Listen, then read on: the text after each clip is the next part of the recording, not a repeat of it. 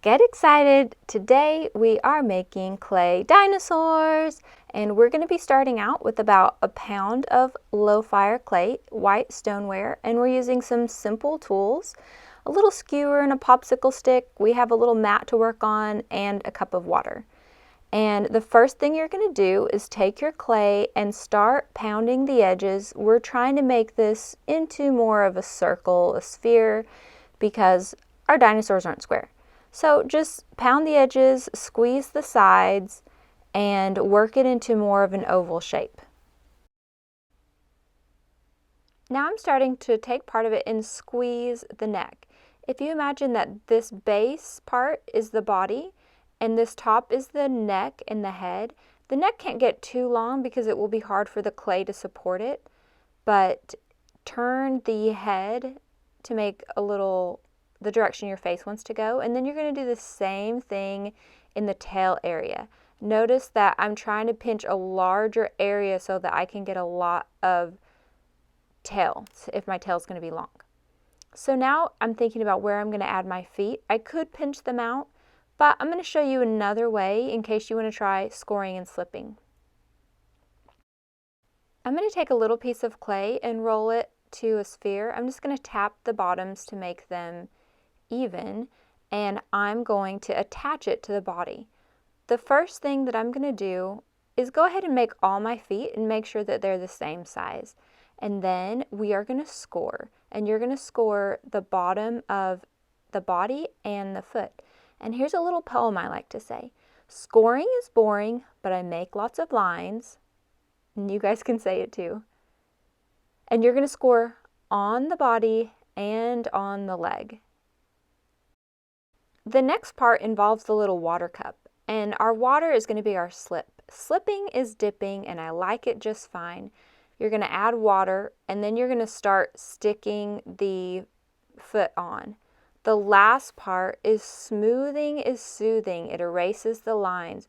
You're going to take your popsicle stick and work your way around to where you can't really see the part where it was attached. It looks more like you pinched it up. See that line? We're going to try to get rid of that by blending it in from top to bottom with the popsicle stick around as much of the foot as you can reach. Once you've gotten all 4 of your feet attached, you're going to try to stand your little guy up. Make sure he's even and he doesn't bend over. If his legs are too thin and too wobbly, you might have to just press them down a little bit and make them a little bit thicker. Now I'm going to make sure that he can stand up, which he can. And he's basically formed, but I'm going to go ahead and start smoothing him out. Now you don't want to add more water for this because too much water actually weakens your clay. So you want to just use your finger and spread it, then smooth your dinosaur out as best you can. And then we're going to start working on some other details. Alright, now if you want to add some spikes down the back of his tail, you can just pinch. Make sure you're getting a nice thick pinch so that your spike isn't too thin and brittle. And another thing you can do if you don't like the pinching or you're having a hard time with pinching, you can get an extra little piece of clay. You could either make a flat piece, or like here I'm going to make some horns. You could roll it out like a Play-Doh snake.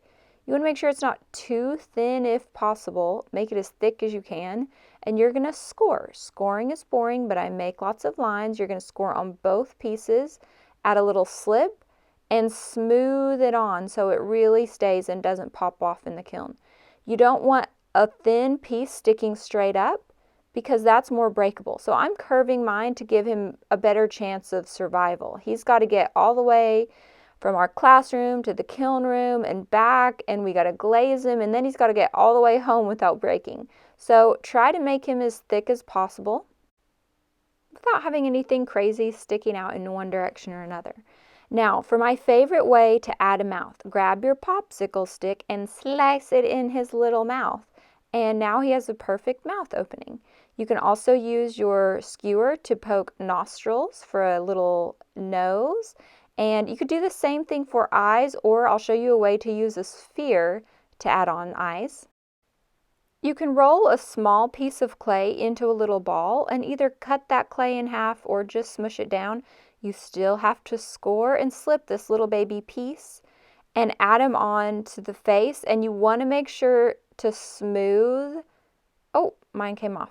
I added a little dot for the pupil, and now I'm smoothing a few sides just to make sure that that little eyeball stays on. Another really important thing about clay is to not get frustrated with your sculpture and try to smash it all up and restart if you don't like him. A little dino that gets air bubbles in him will usually break in the kiln, and so let me help you. Clay is so awesome because you can fix almost anything. Now let's talk about texture on the skin. For this one, I used the back of my skewer to make the little dots, and I used the front of it to make the little lines. On this one, I'm going to show you how to make some scales, but okay, I've been thinking about this, guys. Dinosaurs don't have scales, do they? Am I thinking of dragons? I have heard that some dinosaurs have feathers. Maybe these look a little bit like feathers. I don't know, but try to add some sort of interesting textures to your dinosaur. We can pull out the model dinosaurs and see what kind of textures. Some of them look like they had more lines on them, which you can always draw lines using your skewer and just smooth out the little clay boogers that stick up. They will be spiky when they come out of the kiln, but they're soft now.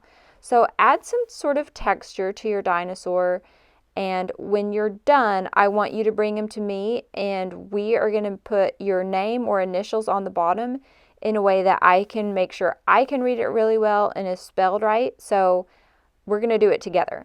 You're going to leave your dino to dry in the back with me. You're going to take your tools, wipe the clay off of them, and you are going to put big chunks of clay, give that back to me. We'll make a little pile. I can re-wedge that. Little tiny specks of clay, we'll put that in the trash. Everything will go back in your tray and back up here onto the supply table. When it comes out, it's going to be white like this, and we will add glaze next time. This is a kiln. I wanted to show you what a kiln looks like. It is a big machine, I guess kind of like an oven, that will bake our clay.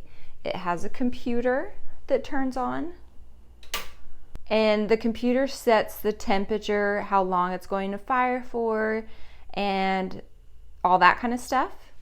Inside a kiln, you'll notice it has coils. These heat up. These turn red or white, I don't know, they turn right when they're heating up. So those coils heat it, and you'll notice they go all the way down.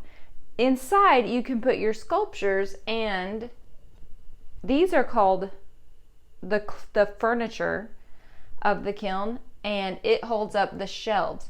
So there's actually several layers. Under this layer, there's already another layer that has sculptures on it. Then I have 2 shelves, and now we've got some other furniture. Now we can take another shelf and lay it in. And you guys know when I asked you not to glaze the bottom, it's because I don't want glaze to stick onto the shelf, because then it will be stuck there. So that's why when you glaze, you only glaze on the top. Today is glazing day. That means we are going to be glazing our sculptures to make them come out shiny and colorful and pretty. And it does have some similarities with painting because we are using a paintbrush, and the glaze does have the same consistency as paint. But there's some differences. Glazing is super magical because you are basically glazing with liquid glass. And unlike paint, you'll see how it's starting to dry pretty chalky. And what's going to happen is we're going to put it into the kiln. I'm going to put it in there for you. You're going to put it into the kiln, and it's going to come out all beautiful and shiny like our little jaguar guy here. When you're glazing, it is very important not to glaze the bottom.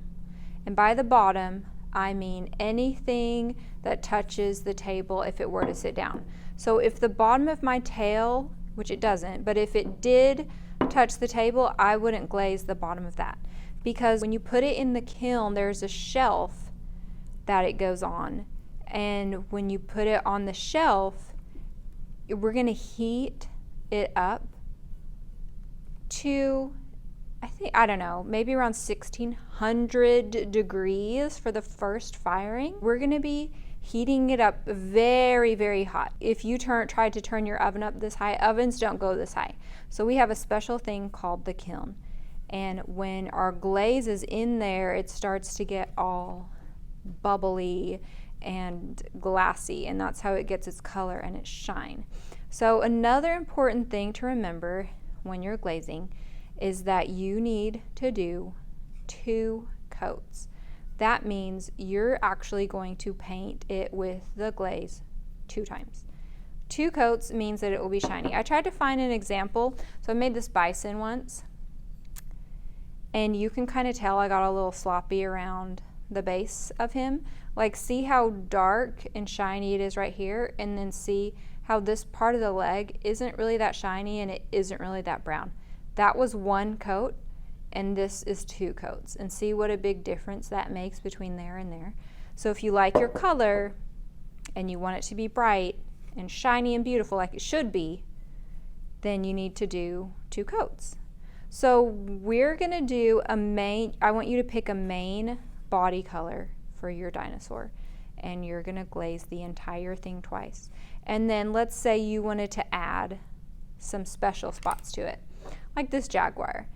Those black dots, that can just be one coat. The eyes, if I didn't paint them with the yellow, then I will glaze it twice. Same within the ears or the nose. So if you know there's a specific spot on your dinosaur, like say you're gonna do these a different color, then you're not gonna glaze those with the blue at all, the dark blue, whatever my second color is. With our normal brushes, we talk about using Mr. Brush Nicely, but with glaze brushes, you don't have to. You can dab it in to try to get all the little white spaces, the little cracks and stuff. You may have to be a little bit rough with your brush. So I had him glazed once and see how he dried chalky, and it really dries really quickly. So before I was even done, it already looked dry.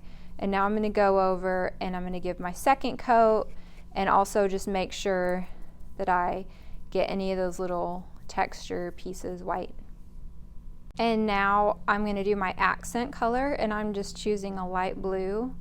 And so I'm just going to do my accent color on here. And when I'm done glazing, I've got all my accent color, and I've got my main color, and I've got 2 coats on everything. Then you're just going to check the bottom to make sure, oh, yep, and I got some on the bottom. That's okay. We're just going to wipe it off with a sponge, and we'll just wait to the end. Don't worry about any time you see something on there wiping it off. We'll just wait until you're all the way done. I'm just going to add a little light blue to the back since I have some extra. We are just going to see what happens, because a lot of times if you put a lighter color over a darker color, it won't show up a ton, but it maybe will a little bit. Okay, so when you're all the way done glazing and it's dry enough to touch, we're just going to take a sponge and rub it back and forth, sure it doesn't drip down. And then we'll let them dry, and you'll be surprised when they come out of the kiln.